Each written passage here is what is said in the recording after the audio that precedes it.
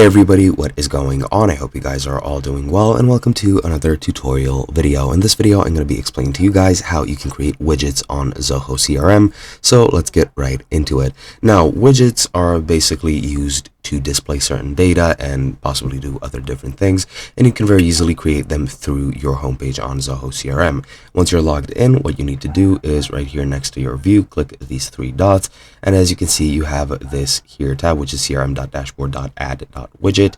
I'm not sure why it's displaying like this. It most likely shouldn't, but it is what it is. This is what you need to click, so let's click on that.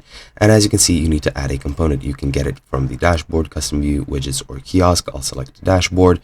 Then you need to select the components, for example, leads this month, and I'll name the component test. And once you click save, it'll add it successfully. And as you can see, it has added the widget. You can create whichever other widget you would like. For example, if I go through widgets, click next, you can now create a new widget from here as well. You can name it whatever you want. I'll name it test again. You can select a type, for example, homepage dashboard, and hosting, I'll just select Zoho. You can upload a file and add an index page if you want. And then once you're done with that, just click save. I don't have any files or index pages, so I can't really fill that out. But the principle is pretty much the same for all of them, and it's pretty clear and easy to create.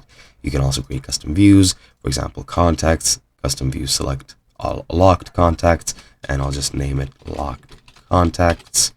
Click save, and once that's saved, as you can see, it'll add it to your homepage, and that is basically it. Hope you guys enjoyed, and I'll be seeing you guys in another video.